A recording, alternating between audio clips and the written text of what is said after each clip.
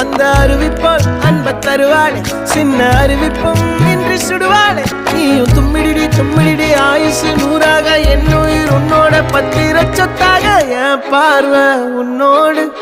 உன் பொம்மை கண்ணோடு பேசாமல் விண்ணோடு